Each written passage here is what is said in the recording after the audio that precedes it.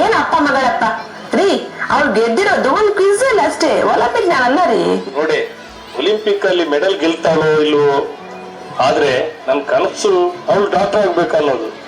Doctor ಆಗಿ ನನ್ನ ಹೆಸರು ಕಾಪಾಡ್ತೀಯ ಅಲ್ಲೇ ಮಗಳೇ?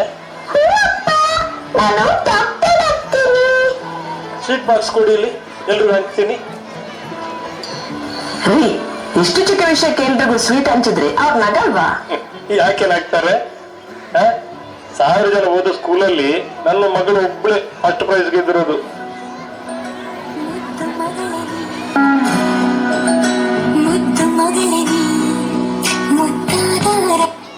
ಸರೋಜಾ, ನಮ್ಮ ಮಗಳು SSLC ಸ್ಕೂಲಿಗೆ ಟಾಪರ್ ಆಗಿದ್ದಾಳೆ ಕಣೆ.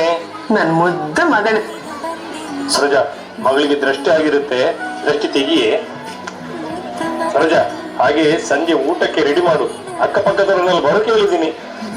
ರೀ, ಇಷ್ಟು ಚಿಕ್ಕ ವಿಷಯಕ್ಕೆ ಎಲ್ರಿಗೂ ಕರೆದು ಊಟ ಹಾಕಿಸ್ಬೇಕಾ? ನೋಡಿ, ನನ್ನ ಮಗಳ ವಿಷಯದಲ್ಲಿ ನನಗೆ ಯಾವುದು ಚಿಕ್ಕದಲ್ಲ.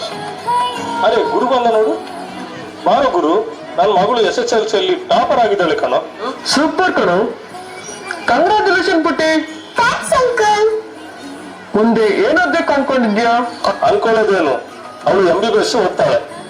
ಅಲ್ಲ ಕಣೋ, ಅವಳಿಗೆ ಏನಾಗ್ಬೇಕು ಅಂತ ಆಸೆ ಇದೆ ಅಂತ ಕೇಳೋದಿಲ್ವಾ? ಗುರು, ಅವಳು ಚಿಕ್ಕ ಹುಡುಗಿನ, ಅವಳಿಗೆ ಏನು ಗೊತ್ತಾಗಲ್ಲ. ನಾನು ಹೇಳಿದ ಹಾಗೆ ಅವಳು ಓದಿ ಡಾಕ್ಟರ್ ಆಗ್ತಾಳೆ ಅಷ್ಟೇ.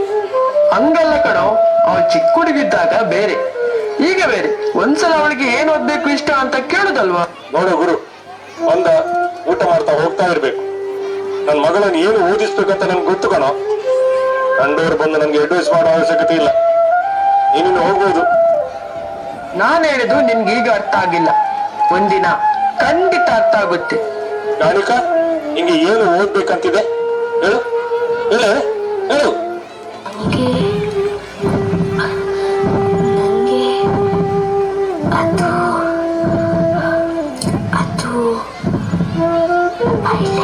ಏನು ಏನು ಹೇಳು, ಹೇಳ, ಇನ್ನೊಂದ್ಸಲ ಹೇಳೆ, ಇನ್ನೊಂದ್ಸಲ ಹೇಳೆ. ಡಾಕ್ಟರ್ ಆಗ್ಬೇಕು ಅಂತಿದ್ದೀನಿ.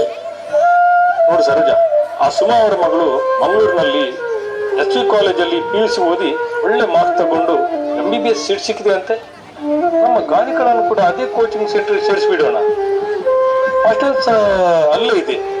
ಊರಿ ಇವಳನ್ನ ಅಲ್ಲೇ ಸೇರಿಸ್ಬಿಡೋಣ, ಚೆನ್ನಾಗಿ ಟೀಚ್ ಮಾಡ್ತಾರಂತೆ ಅಲ್ಲಿ. ಅಪ್ಪ ಬೇಡ ಅಪ್ಪ, ನಾನು ಇಲ್ಲೇ ಯಾವ್ದಾದ್ರು ಕಾಲೇಜ್ನಲ್ಲಿ ಓದ್ತೀನಿ. ನಾನು ಮಂಗಳೂರಿಗೆ ಹೋಗಿ ಹಾಸ್ಟೆಲ್ ನಲ್ಲಿ ಇರಲ್ಲ ಅಪ್ಪ. ನಾನ್ ನಿಮ್ಮನ್ ಬಿಟ್ಟು ಅಷ್ಟು ದೂರ ಹೋಗಲ್ಲ ಅಪ್ಪ. ನೋಡು ಮಗಳೇ, ಇಲ್ಲಿ ಅಷ್ಟು ಒಳ್ಳೆ ಕಾಲೇಜ್ ಇಲ್ಲ, ಅಲ್ಲೇ ಹೋಗಿ ಓದು. ಅಪ್ಪ ಬೇಡ ಅಪ್ಪ. ನೀನು ಮುಂದಿನ ವಾರ ಮಂಗಳೂರಿಗೆ ಹೋಗ್ತಿದ್ಯಾ ಅಷ್ಟೇ.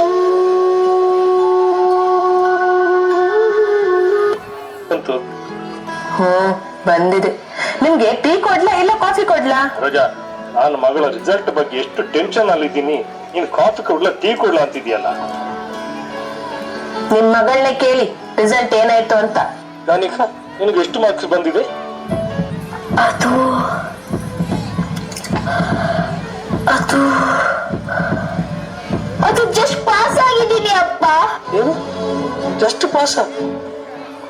ಇವಳು ಹೇಳ್ತಿರೋದು ನಿಜನಾ? ಹೂರಿ, ಜಸ್ಟ್ ಪಾಸ್ ಆಗಿ ಬಂದಿದ್ದಾಳೆ ನಿಮ್ ಮಗಳು. ಅಯ್ಯೋ, ನನ್ನ ಮರ್ಯಾದೆ ಹೋಗುತ್ತೆ.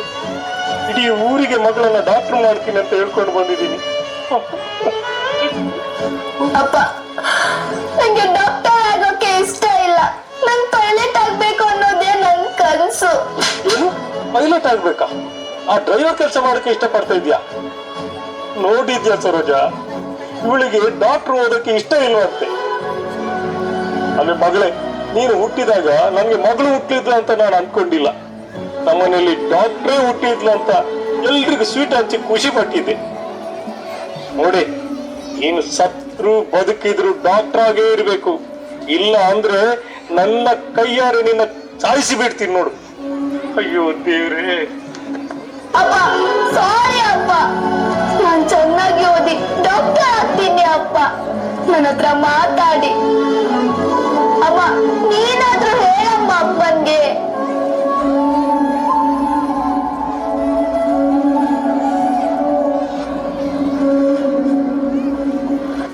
ಕೆಲವು ದಿನಗಳ ನಂತರ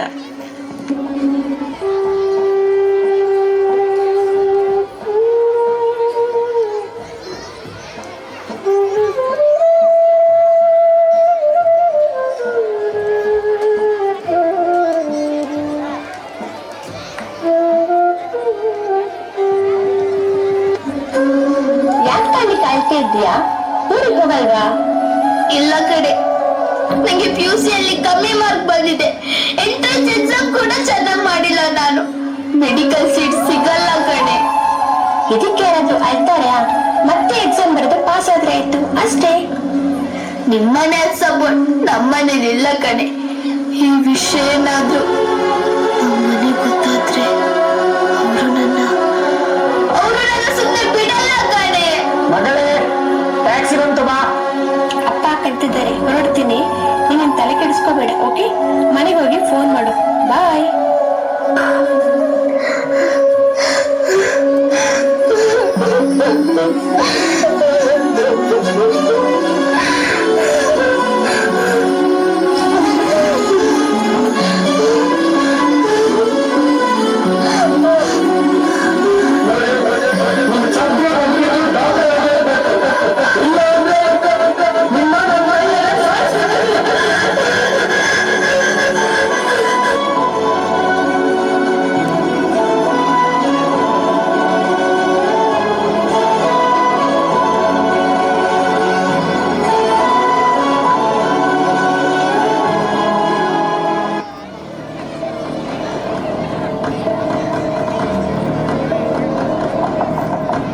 ಗಾಲಿಕಾ, ಬಾಗಿಲು ತೆಗಿಯಮ್ಮ.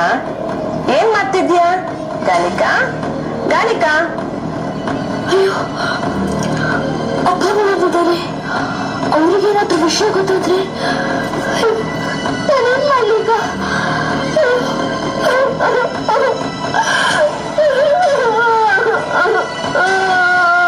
ಎಷ್ಟೊತ್ತು ಬಾಗಿಲು ತಟ್ಟಬೇಕು? ಹೇಗೆ ಕಿವಿ ಕೇಳಿಸ್ತಾ ಇಲ್ವಾ? ಅಪ್ಪ, ಅಮ್ಮ, ನಾನ್ ಕ್ಷಮಿಸ್ಬಿಡಿ.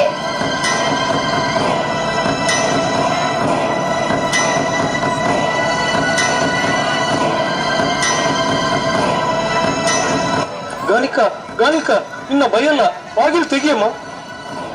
ರೀ, ನನ್ಗೆ ಯಾಕೋ ಭಯ ಆಗ್ತಾ ಇದೆ. ಅವಳೇನಾದ್ರೂ ಹೆಚ್ಚು ಕೈ ಮಾಡ್ಕೋಬಹುದು.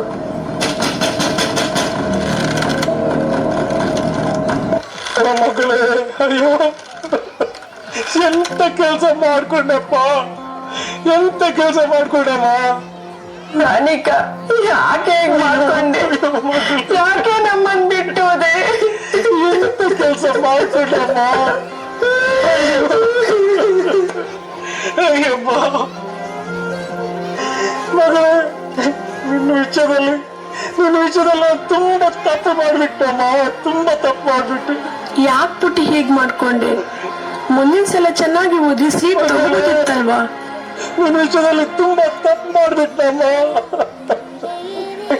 ಅಯ್ಯೋ ದೇವ್ರೆ, ಮಗಳ ನನ್ನ ಕ್ಷಮಿಸಿ ಅಪ್ಪ.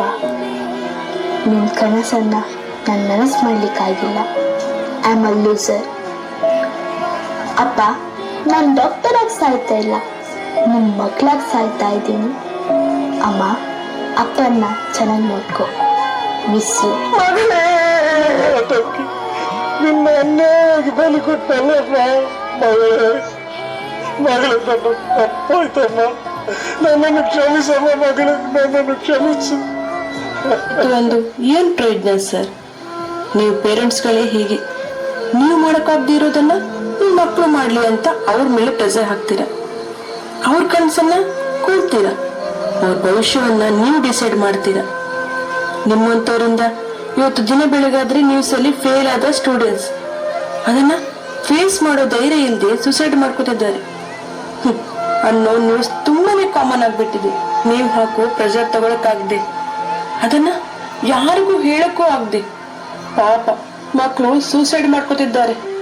ಪ್ರೀತಿಯ ಪೋಷಕರೇ, ಮಕ್ಕಳ ಕನಸಿಗೆ ರೆಕ್ಕೆ ಕಟ್ಟಿ ಅವರನ್ನ ಖುಷಿಯಿಂದ ಬದುಕಲು ಬಿಡಿ.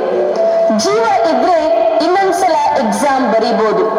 ಜೀವನೇ ಇಲ್ದಿದ್ರೆ ನಿಮ್ಮ ಪ್ರೆಸ್ಟೀಜ್, ನಿಮ್ಮ ಸ್ಟ್ಯಾಂಡರ್ಡ್ ಯಾವುದೂ ಲೆಕ್ಕಕ್ಕೆ ಬರೋದಿಲ್ಲ. ಬದಲಾವಣೆ ನಿಮ್ಮಿಂದಲೇ ಶುರುವಾಗಬೇಕು.